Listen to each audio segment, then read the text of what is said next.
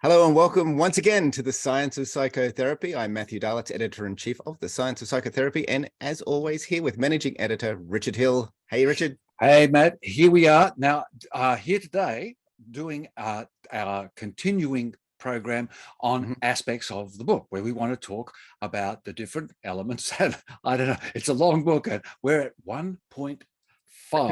Right. And in about 10 years, we'll get it finished. We'll get it all finished. But we're hoping that these give you cause to go back and have a relook, or if you haven't really looked at the section, have another section. But here we're going to talk about interpersonal networks. Now we're in the neuroscience chapter. So the first area. So we're really talking about those elements of the neural architecture that contribute to interpersonal engagement. That's now, right. Well, it's the pretty obvious one, isn't it, Matt? Yes. Let me kick this off with a couple of quotes we've got here. Mirror neurons will do for psychology what DNA did for biology. They will provide a unifying framework and help explain a host of mental abilities that have hitherto remained mysterious and inaccessible to experiments. So there we are. We've introduced our topic. It's mirror neurons that are the most obvious aspect of interpersonal neural architecture. And it was interesting he made those predictions. Now, they weren't all he wasn't actually, he got a little bit of flack from some of that, Right. But I think more or less a lot of what he said there is really played itself out. Now, another person that is important in the field is Marco Iacoboni, and a quote from him: mirror neurons are going to make a big change. Psychological studies started with the idea that solitary mind looks at the world in a detached way. Mirror neurons tell us we're literally in the minds of other people. And his wonderful book, Mirroring People, which is really his most accessible book, but certainly get some of his papers. But this is the thing I've been saying as we've been following mirror neurons, is that solipsism, that Greek philosophy of the individual that can withhold themselves and contain themselves from others, it just isn't true. Unfortunately, there certainly is aspects of solipsism, so please don't come back, philosophy scholars, but the fundamental aspect that we can hide ourselves from others is not possible because of these mirror neurons. So it's just a great story about the discovery of mirror neurons. It was totally serendipitous. This wonderful team, this Italian team who we have now, I'll read them out just to be right.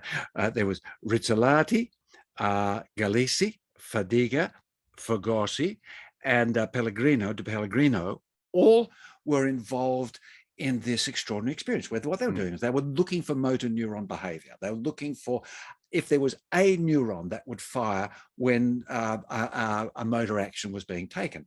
So they found the motor neuron that was related to this monkey. Dear, thank you, monkey, for doing all the work, reaching out to grab a peanut, a food, a bit of something from a food bowl. Yep. Anyway, they broke for lunch, and the monkey was still wired up. And of course, one of the hungry technicians reached out to grab something from the bowl, and this neuron fired. And they went, oh my gosh. And in fact, what was really interesting was they didn't say, oh my gosh, too much. They just said, oh, that's weird. What have we gone wrong? And it was the precision of having the team of someone saying, no, we've got to check this out. So they checked that out. Anyway, they found this neuron, this set of neurons in the motor cortex and in the premotor cortex that would fire when somebody else did an action, and particularly an action that you could relate to. And so that meant that the movement, the neurobiologically, the movement of somebody else registered within your head as if you were making that movement. Yeah. Now, that meant that we actually possess mentally, and this is all happening non-consciously. This is all happening in that half second before anything happens, immediate. That means you possess a sense of the other person's movement capacities and intention, which is really helpful when you're trying to decide whether someone's coming you with an axe to cut up your steak or coming at an axe to cut up you. So this was really important breakthrough. And still not enough people in psychology, in psychotherapy, in counseling, know this as a fundamental part of their learning. Which is surprising because these were studies that were done in the early 90s and probably made more prominent near the end of the 90s and the early 2000s. It just goes to show that some of these, and we say this also about memory reconsolidation, some of these ideas take a long time to filter through. Now, when we talk about a mirror neuron system, there's kind of three main aspects which define the mirror neuron system. First of all, they're particular neurons in particular areas of the brain, concentrated around the motor cortex strip, so the primary and secondary motor cortex strips, and you've got a bunch of areas. Let me just throw up a image here. Now here you can see that there are areas both in front and behind the motor cortex there. And so these are the areas that these researchers are monitoring and to show the mirror neuron activity. Secondly, these neurons fire when an action is performed or simply observed in another. And thirdly, this activity then cascades to other parts of the mirror neuron system, giving us that sense that we we can relate, or we can understand, or we are in the other person. Yes, we get that felt sense. And this is Jacoboni's work. So, because Rizzolotti came back and wrote a couple of papers saying, no, this is not all about empathy. The mirror neuron system is perhaps a fundamental element in understanding movement capacities and movement potentials. Jacoboni took us on a little bit further to say, no, I think this comes round into Broca's area and affects the limbic area. So we're actually getting an emotional response to this. And some people suggest that this is part of the gut feeling response, because then you get these changes in emotional states which then go through the vagus nerve. And so we're now learning all these other pathways and mechanisms of information. And Galisi actually went on to talk a little bit more about its emotional impact and its empathetic sort of impact. Well, I like the phrase motor resonance. So there's a certain resonance that happens, and we'll get to it in a minute. But there's a mechanism that is above the motor neuron system where we can feel the resonance, but we don't have to play it out. Yeah, well, I'll just quickly, because just the motor resonance, what it means there is a ballet dancer will have more mirror neuron activity when they see a ballet dancer, and a carpenter will see more when they see a carpenter, and they'll have less if they're watching someone who's not as resonant to them. So there's learning, there's self-learning and personal relevance to everything. Absolutely, absolutely. And I know myself, studying music and the orchestra and becoming intimate with some of the instruments, sitting, watching, those players, you get a sense of being, sort of in the seat with them, with the instrument, and probably someone else that has no experience with those instruments and the composition that I was doing, they wouldn't sort of feel that at all. That's right. And that physical resonance. I mean, I can watch a great jazz pianist, improvising, and I can feel my hands. I can feel the sort of sense of it. I must admit, though, when I sit at the piano, I'm not quite so good. So it is a felt sense of the other, and it creates the other as a definite and clear, a clear and obvious element in the environment. And that's partly what these other neurons, the super mirror neurons, I think it was Jacoboni who gave it that title, but certainly he used that made it very interesting, because the super mirror neurons seem to act to isolate the difference between self-activity and other activity. And so there we are, inside ourselves, before conscious awareness, we're finding a resonance with others, we're denoting and delineating within our neural architecture the difference between them and ourselves.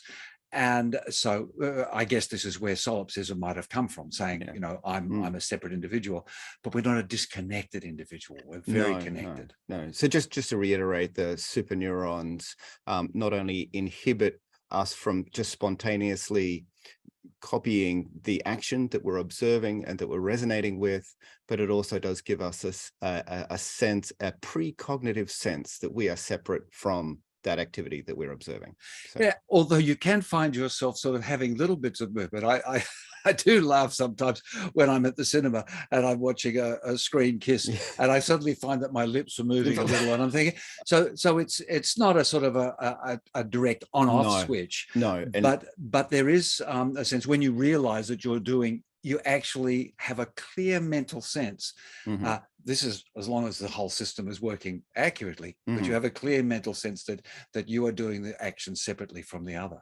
Absolutely. And you know, we know when we're watching someone yawn, and if we happen to be a little tired, we'll go and yawn right along with them. And if there's you know, a strong sort of fear response that we're seeing in someone, you know, sometimes those super neurons aren't, you know, quite strong enough to stop us, you know, shivering and you know, that's responding right. to that. It can bleed through, but I think that's also what Iacoboni was saying, is that the mirror neuron activity brings, first of all, the motor resonance, or the motor capacity, or the motor activity.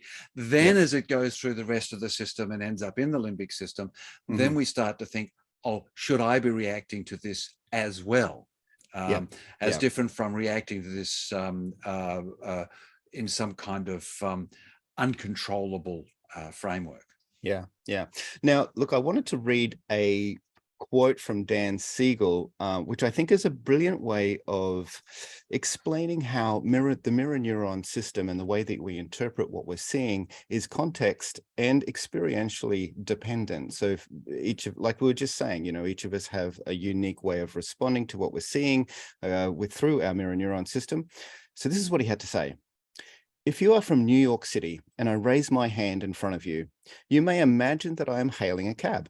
If you are currently a student, you may imagine that I am intending to ask a question. If you have been abused, you may feel I'm going to hit you. Prior learning shapes the empathic interpretation and the internal stimulation. Yeah, and this was so much towards the nature of the way this gives can be talked of as empathy, as a sense of creating emotional responses. But you could see that it's actually empathy related to your own story. But Galisi was talking about this, this felt sense of the other in empathy. But as we hear from Dan Siegel there, that this empathy is also related to self. So we can make the mistake. But what is important is about the, as he say, he uses this wonderful we-ness. And now we've just had Dan Siegel's book, the me, me. And then there's the me to we movement that goes on. But he said social identification, empathy, and we-ness are the basic grounds of our development and being. So all this stuff is what's going on in natural, evolutionarily historic developmental capacities that enable us to be the human species. And it's absolutely fundamental to your work. So, okay, let's have a look at some of the work. So what has this got to do, or where has this got to do for us in working in the therapeutic room? Yeah, well, obviously, empathy is a huge part of what we do as psychotherapists, and we have to be acutely aware that we are spontaneously, you know, internally responding to the cues that we're seeing in our client, and vice versa. Our client is feeling, you know, the cues that they're seeing on our face and in our body movement. And so this dynamic, although it's precognitive and it's automatic, it's very important that we are able to understand what's going on in the dyad, and to be able to modulate ourselves. We need to know ourselves, don't we? We need to know how we're presenting ourselves. Yeah, and the more we engage in life, so experience, of course, is very important, but also the more we engage in our life experience as a learning capacity rather than as a defining or restraining capacity. But I was working with someone the other day. I was actually supervising someone, and I was watching him do a session, and it was so fascinating because it was in a different language. So I wasn't actually sure what they were, what I didn't need. I didn't need to know the language. And the client was talking, and my therapist supervisee, when you could see, and it became clear after half a dozen little looks through, when he got an idea, his foot would flip up. Mm. And so the client's talking, and so I would stop the tape and say, "What did you just think of?" We had a translator. "What did you just think of?" And he said, "Oh, well, yes, that was when I thought of this and that." Mm. And Mm. then what would go along is when the client kept talking and he was clearly getting a bit frustrated because he wanted to express his idea, his foot would move to the side. Ah. And so at one of them, I stopped, and he had 3 ideas and 3 very frustrated things. And he said, that is exactly what was going on inside my body. Yeah. And it was that resonance and just my years and years of watching people move feet that that enabled me. And I knew him quite well as well. So there was I was able to engage and attune to his movements. Wasn't that fascinating though? That's amazing. So we can really leverage the mirror neuron system, can't we, as therapists, to be able to, bring calm and grounding through, our posture, our facial expression, our tone of voice, because the mirror neuron system also, responds to auditory stimulus as well. We didn't mention that. It's not That's just right. about visual cues. Yeah, they did some experiments with tearing pieces of paper. It was really interesting. So go and check the literature for that. Yes, yes. So, so as therapists, be acutely aware of that very fast responsiveness in your client's mirror neuron system, based on how you're presenting yourself. Absolutely, you create that safe space by, and this is where we can't fake it. I mean, to some extent you can, but if you are the safe space, then you will emanate these natural physical behaviors. Your vagus nerve will relax because you'll be breathing, and those facial socially engaged muscles will be activating. And the more you try, the more difficult it is, because they did find that if people faked a smile, or if they mimed doing something, that the mirror neurons didn't fire off at all. So we've evolved to not be so stupid as to totally believe the faker, or as a mime. And this is where someone like Marcel Marceau, who is such an extraordinary mime, when he can trigger your mirror neurons because you actually imagine all that reality. But I'm afraid me just leaping and doing a bit of that doesn't help at all. No, but as an actor, the subtle difference, but the very important difference between faking, a smile, for example, and actually smiling in a way that the audience is actually going to believe you. That's right. Yeah, and we call them the wooden actors. The wooden actors, yes. As a wooden actor. And of course, all this back from my acting days and going through, and when I was responsive naturally and interpersonally. Now, I realize it was with mirror neuron activity was generating a lot of these responses, is now why we're now talking about this client responsiveness, how this genuine, authentic, heartfelt interaction, realizing what you're bringing in from the client and what you're giving to the client. Mirror neurons are fundamental key in understanding what is going on before you think about things. And that's what's important. So you need to be cognitively and consciously aware of this, as perhaps you might create an enactment. You might create some kind of transference and countertransference that was unintentional. Just be mindful of it. Mirror neurons explains why and how it occurs. Many people, probably the majority of people that get into psychotherapy, really do have that heartfelt sense of, wanting the very best for their clients. They love their clients. And so they're not having to, make anything up. They really do have that heartfelt. And I think they make the best therapists, because that honesty, that heart of love for their clients really comes through. And the ones that are maybe in it just because, well, it's just another job, maybe struggle a little bit in this area. Yeah. So this aspect of I can just be functional, and they will be able to still continue through with all their emotional experience. Well, if you're just being functional, ticking boxes, and then what you'll find is that the client may then become very functional. What are they doing? Why are they doing that? Come on, open up to me. You're not answering my questions. There's these things. So this is where that self-reflection, and particularly if you're in a place where you're able to video sessions, like as I was with my friend with the foot, these can be very useful ways of expanding your motor sensitivity to yourself. So very, very useful. Unfortunately, I saw many of those things in my acting career where I thought, well, that was a bit wooden acting. So I learned to improve. All right, fantastic. Well, that's a great place to round up then. Once again, our book is The Practitioner's Guide to the Science of Psychotherapy. There'll be a link in the show notes. And thank you all for dropping in and having a listen to us here at the Science of Psychotherapy on YouTube. If you do like what you're hearing, please like us, please subscribe and click on that bell so you get reminders when we have new content coming up, and we appreciate your attention. Okay, Matt, that's absolutely fantastic. Jump on in, be with us. We've got all kinds of things for you on this YouTube channel. But for now, see you later. Okay, bye-bye. Thank you for tuning in to the Science of Psychotherapy. Please like this video, subscribe to our channel, and hit that bell so that we can reach more people and bring you more Science of Psychotherapy. And if you're a mental health professional, check us out at thescienceofpsychotherapy.com.